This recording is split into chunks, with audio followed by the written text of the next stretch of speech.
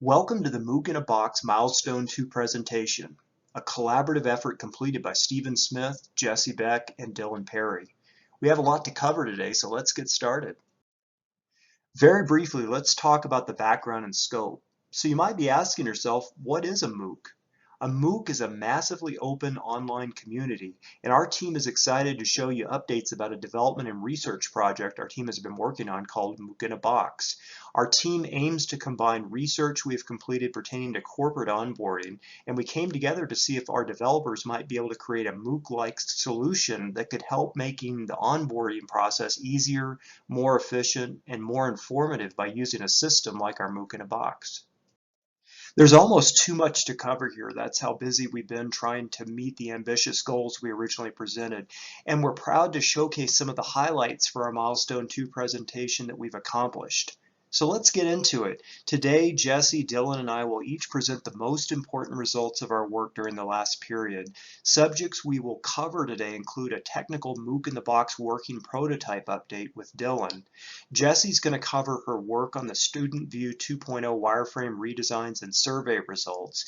And then I'm going to cover my work on the Content Creator 2.0 wireframe survey and then the user study results we all worked on. And finally, Jesse's going to provide a presentation covering where we're headed for the next period following Milestone 2. Hi y'all, my name is Dylan Perry, and for Milestone 2 I'm going to walk you through the prototype that we, the Education Dragons, have built so far. So first things first, the login with the Gmail account on Facebook. We're going to use Gmail here, but I just want to give a quick shout out to Jesse Beck on our team for this. It was tricky work connecting with Firebase for authentication, but we really felt like it was an important feature for the prototype. Not only does it make our demo more realistic, but it also mimics the single sign-on mechanism that many employers use for their intranet and their own training websites today. So let's log in with Google. So after logging in, you'll see here we're going to land on the My Courses page. This page would show you the courses that you're enrolled in, as well as courses that you've favorited and ones that you've created. We haven't quite figured out the enrollment feature, so that's something to keep in mind for next time. But for now, we will focus on these two sections. So created courses shows you courses that I've created, as well as an option to edit them, which we'll dive into later, and as well as courses that I've favorited and courses that maybe I'd want to look at later. So let's dive into Dylan's test course. So this is the course overview page, and here is where you'd actually see information about the course, dive into videos, watch lectures, take notes, read information from the instructor, and eventually they'll probably be on this MVP, take quizzes to assess your knowledge. On the right side is where you usually see your video, your course notes, all the other information. We just haven't got around to implementing that yet. Steven's doing some great work around course creation, like coming up with the actual courses we want to show, and hopefully we'll be able to show that whole process in the final deliverable. On the left side is a navigation pane that's focused around chapters, which represent sections of a course. If this was a completely finished course, you would see some marks and things that would indicate that the chapters that you've completed. And within each chapter, you're able to see lessons if there were lessons added. We haven't quite got to that yet. Something to keep an eye on and something that's coming soon. So for now, let's navigate to the All Courses or Course Library page where you can see courses that we have created so far. You can click the Overview button, and voila, you go back to the same page. And also, we allow for favoriting and unfavoriting of courses. So let's go ahead and click here, and I can show you removing it from here. So if you go to My Courses, we now only have one favorited. So this section also has filter options for sort by, topic, or in an organization, as well as a search bar. None of these filtering are working right now. They're things we plan to plug in for the next deliverable, or the final deliverable. So from here, let's actually dive into creating a course, and let's walk through that entire process. So for that, you would go up here, and you would click Create a Course. You would go in, and you can see the courses I've created previously. You could edit these, or you could create a new one. So let's create one and call it Demo Course. And let's call this the Demo Course Description for Milestone 2, and click Submit. So once this course is created, you're sent to this page where you can create new chapters for that course. So let's go ahead and add Chapter 1, and then let's call it The Beginning. Ooh, can't spell. And then let's go ahead and add Chapter 2 and call it The Conclusion. So you can see here we've edited the course, added chapters and things like that. Later on, we'll add lessons. We have a pop-up for that, but it doesn't do anything just yet. So if you go back to the all courses page, you can see this demo course that we've created. Go into the overview and see the chapters that we've added on the side. Further, you can edit that course by coming into it from here, clicking on this, and take you back to the course where you could add in another chapter if you wished. In conclusion, let's dive into the profile page where you can see some things about the user that might be interesting. We have the display name, the email, the password, as well as sign out and delete. In the future, email and password will probably not be things that are shown here as we're using Google authentication or Facebook authentication, so those are kind of coming as part of the single sign-on effect. But we could show this part being edited, so let's go ahead and add in some user interests that I might have. So in this scenario, I'm interested in artificial intelligence, educational technology, and of course, the great University of Georgia Tech. So let's click that and submit, and you can see that it updated in real time. And so that kind of does it for the prototype so far. We spent a lot of our time trying to get the data models right and working pretty hard with getting a decent design, and which we'll kind of go into with some of the wireframe work that you'll hear from Jesse and Steven. And this is our prototype so far. So thank you guys for listening. We really appreciate your time, and we hope you guys are all staying safe and healthy. Again, I appreciate y'all for listening, and have a good one. Hey everyone, this is Jessie, and I just wanted to give you a quick update on the MOOCs. So we ran another survey this milestone after iterating a little bit based on the user studies and interviews we did last milestone. And some of the takeaways we got from this survey, we asked for the landing page if people wanted to go right to the course library or to the My Courses page, and people unanimously agreed they wanted to go to the course library because they liked the pictures and thought it was very visually appealing. For the My Courses page, we gave the option between cards and text, and people preferred the cards, again, because they preferred the pictures. And we're trying to figure out how we wanted to show progress. People thought that what was presented was confusing, but they did say they liked the check marks. So I thought maybe that text could help here. And so without further ado, let's jump in and see what the MOOCs look like currently.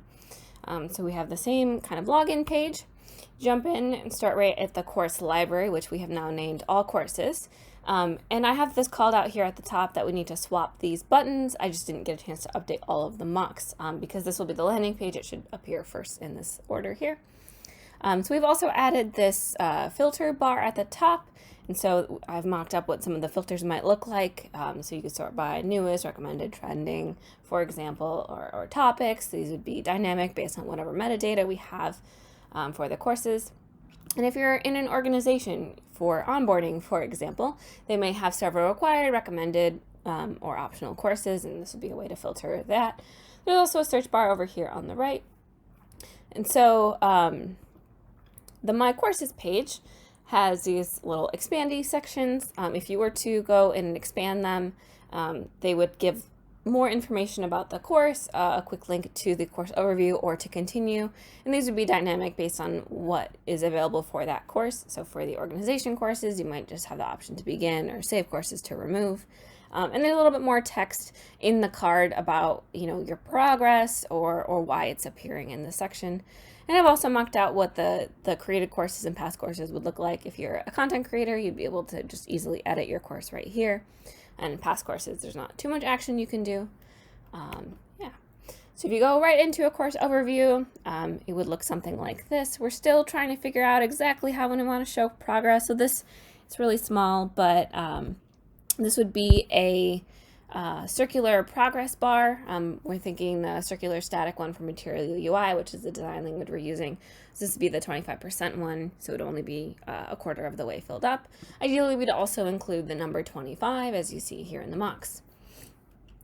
So continuing on, so this could be what it looks like if you complete all of the lessons within that topic. Perhaps we put the number 100 on this little circle here, something like that. This says 33% because you're 1/3 of the way through that lesson. Definitely would love feedback on progress there if you have any ideas about that. So if you're an editor, you get the edit course button, of course. So going into the actual lessons, this would be a video lesson with some text on the bottom. I've updated the sidebar here to more clearly indicate which lesson you're on. So this is a text-only lesson, and then an example of a quiz lesson.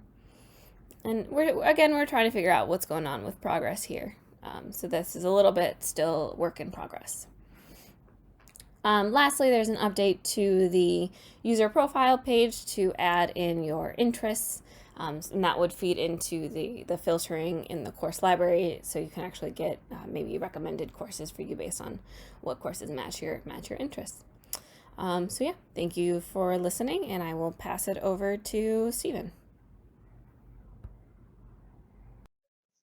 Welcome to this segment that covers the highlights of our MOOC in a Box content creator survey I created to gain valuable student feedback from people like you about our version 2 wireframes that cover how content creators can leverage the MOOC in the Box framework. Let's get started.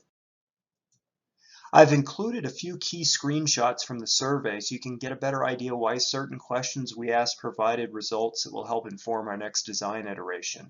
As the bottom left-hand figure illustrates, when we asked our volunteers about how they would access the content creator functionality in the first place, we discovered 73% of the respondents correctly identified clicking on Create a Course to add content. We'd like to do better than that, and during the next iteration, I'll make this button larger and easier to find so we can get even better results. And then as the bottom right-hand figure shows, 57% of respondents identified Exit Course Creator as the way to get out of the content creator portion of MOOC in a Box. I believe this information is helpful, and I'll consider the size and most importantly the location of the buttons to see if we can improve these statistics. Also, 87% of people correctly identified the Add Heading and Add New Content buttons as the key features of the content creator view. We used highly visible green colors to make these features more visible against the tan background. And the most informative open-ended questions we asked regarding ways to improve the design help us realize that we should make use of the blank space to the right of the Add Heading, Add Content buttons in our design and consider making the font size larger. Moving into the Add Content wizard, we identified 88% of respondents correctly identifying how to add new content based on the screenshot in the lower left-hand corner. The direction to upload file from computer or copy-paste link here made sense to the majority of respondents. For other open-ended questions we asked in the survey, the most actionable feedback we received is to consider making the Add Content wizard even more intuitive to use, and that we should consider making the wizard capture more information with fewer clicks.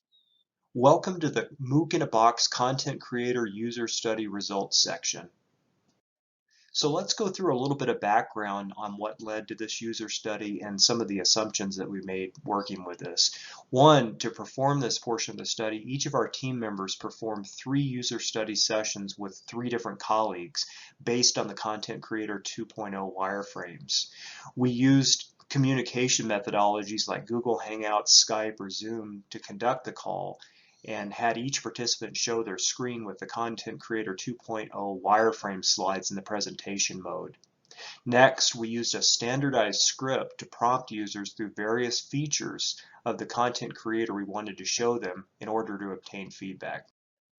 The user study produced good results that paralleled many of the same themes that we noticed from the Content Creator 2 survey results. So to dive into those high-level positive results, we noticed that 1, most of the participants could correctly identify how to enter and exit the content creator portion of MOOC in a Box. Also, we noticed that participants could correctly identify the Add Heading and Add a New Content buttons within Content Creator, and that parallels the feedback we received from the survey respondents. Now these points are important because based on the open-ended feedback we received from all 9 participants in the user study, we intend to consider the following points that I've listed on this slide from the study to help inform our next iteration of the content creator wireframes and their final implementation into a working prototype.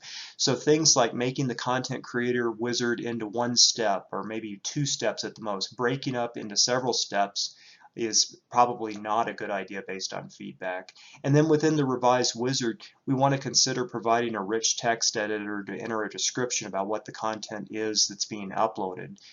Additionally, standardized buttons to be similar to major programs like Word is a good consideration, and a little bit of confusion about the size and location of the button to enter Content Creator and exit it we noticed, which also paralleled the survey results. We also noticed that the font sizes are a little bit too small in the headings bar, and we want to make sure button and feature names are standardized.